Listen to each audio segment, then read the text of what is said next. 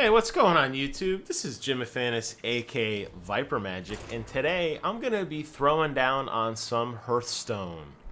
Now, I gotta say that I was not a really big fan of Hearthstone when it came out. My wife and I got to play with it at BlizzCon the year it came out. I'm thinking that was maybe 2009 or 10 when it was in an early beta.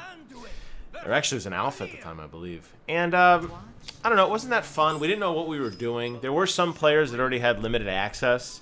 So by the time we waited in line to get into the game and we played, we had no idea what we were doing and we were throttled. So I kind of was turned off to it. Just a bad first experience. When the game launched, I was a little late to the party because I was still really infatuated with World of Warcraft at the time. And I didn't have a good deck of cards. And one of the frustrations I had, and still have with this game, is that if you don't have a good deck of cards, I don't care how good you are, you're going to get your ass beat. So there is a lot of grinding that is required early on in terms of playing against the computer to at least stand up a basic deck so you have a fighting shot against anyone. And even, for me at least, when I first started playing against the computer, I was still losing because I didn't really feel like I had a good grasp of the game. And I know that comes with experience, but I feel a lot of that was cards too.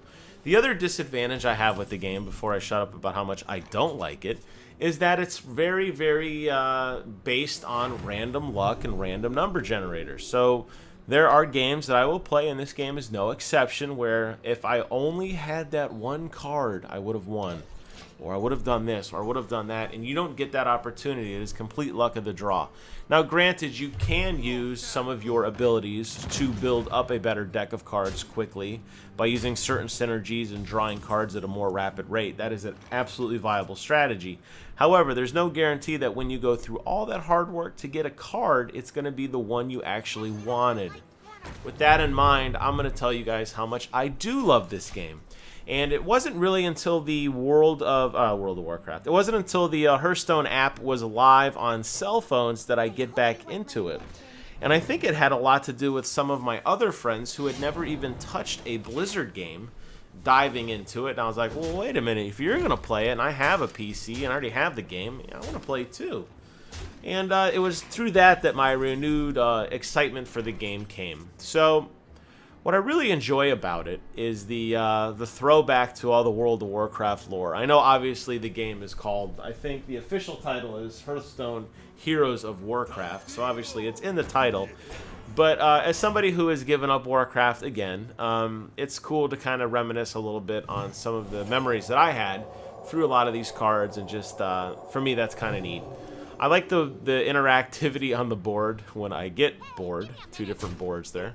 Just clicking on the windows and the griffins and the catapults and that sort of thing. That's kind of neat. And this game just has a really nice polish to it without being overdone. And the experience plays identical on the mobile and the PC version, with the exception of, on the mobile version, your deck of cards is on the bottom right-hand corner of your screen. So if we were playing this map, for example, the Griffin would be replaced with my deck of cards. Short of that, all the graphics, all the sound effects, all the animations, everything is completely identical. And it's great because since everything is tied through the battle.net server, there is no platform bias, I guess, maybe that's the right word. You can cross-play, so you can play your buddy on phone if you're on PC or tablet or whatever. Doesn't matter where you are, just show up and play. So, I'm playing as a priest today, and I have to say that I like priests a lot. I think what I like so much about the priest, even though he is Alliance scum, is that he has the ability to heal himself. And as you can see there, I start getting some good synergies going where I play cards that, upon healing I can get more cards, and my deck is tailored towards that, grabbing cards a little bit quicker. Now, the disadvantage that I found with a priest, and I am by no means a theory crafter, by the way. I've been playing this game for less than a week now, but I've put in about 15 games or so I feel somewhat dangerous at this point. Obviously not like pro level. I haven't gone in any end game raids or anything like that. But the thing I don't like about the priests is that they're very slow to start. And if you're playing against a hunter or a shaman, hunters more than any of them, who have a tendency to rush by putting down a lot of low-level beast cards and buffing them rapidly, you're going to have a bad time. So Priest's healing becomes his go-to spell early on as you just kind of weather the storm. And I can't tell you the number of games that I have played as a priest where I was just standing there healing, getting down into the low 20s, upper teens on health before I felt like I had a good set of cards to throw down and mix up with. And I mean, obviously, presence is very important. You could see here I am now getting completely swarmed. It is now 6-3 on the board.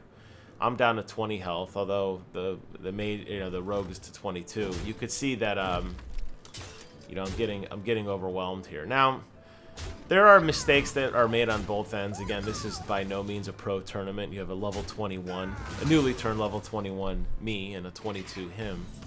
And we make a lot of stupid mistakes, but I like that about the matching system, that it does compare. It does a pretty good job of putting you against people who, aren't that great if you're not that great, and who are endgame gods if you are an endgame god. So I do appreciate that. I think the matchmaking system works extremely well. And only once have I been completely sandbagged, and I'm not really sure what the reason behind it was. But for the most part, the matchmaking works very well. So, a little bit more about the priest. Again, healing is very important. You're going to be doing that a lot early on. The deck that I built is for drawing cards quickly. You could see how fast my hand fills up. And that's a good thing about the priest. If you can sustain the early fight, if you could sustain that early pressure, I am now up to 2, 4, 6, 8 cards in my hand, and my opponent just drew his 4th. I'll get a 9th on my next turn. That is a lot of utility. Sometimes the best strategy is to just continue to draw more cards, because the solution to your problem may present itself in your next hand. That's something I learned very early on. I was trying to always clear the board on every turn, and I was always trying to do as much hero damage as I could on every turn. And sometimes you have to play it out. Sometimes it has to be a long, drawn-out game, very methodical, very plotting, and just brooding and taking your time. And sometimes it makes sense to not attack, which is weird. Sometimes it's like, well, I don't want to throw my card away for this because, whatever the reason may be, and I'm just going to go ahead and, take my time. So, looking through, as you can see here, this is one of the simpler strategies I do. I'm purposely hurting my cards. Now both of them have taken a little bit of damage at this point.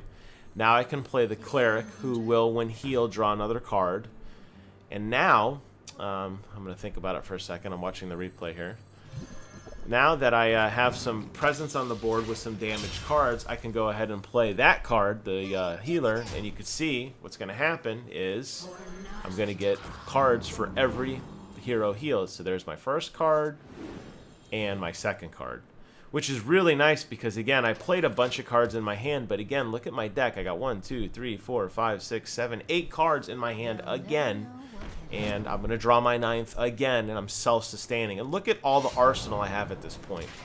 I'm going to be up to a 9-mana turn. I have a lot of presence on the board. I have a lot of end-game cards that I haven't touched yet. I have cards that when you kill the card, they spawn more. I mean, it's like I said, it's pretty aggressive. It's a pretty... I'm sorry, it's not aggressive. It's an end-game build-up that does become aggressive because now you're just basically overpowering your opponent. And I find that priests do this the best. I find that priests have this ability the best, primarily through their heal. Now I know that the warrior deck, I do have a warrior deck. I'm not as good with Garrosh yet, but warriors can turtle up and do the same thing, constantly armoring themselves after every turn, as opposed to the priest only getting back to 30. The healer can obviously armor up past 30. So this is just my quick little introduction back into the game. You probably didn't learn too much if you're a pro. If you're new to the game and you're timid, I highly recommend you check it out because it is a lot of fun and it is a very satisfying game upon victory.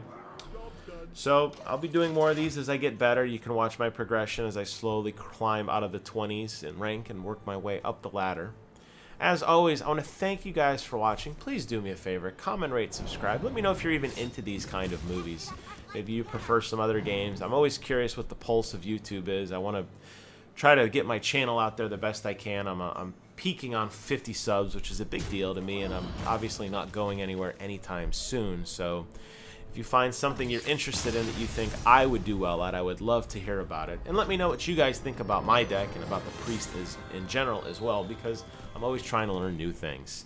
As always, I want to thank you guys for watching, and until next time, I will see you guys on the other side.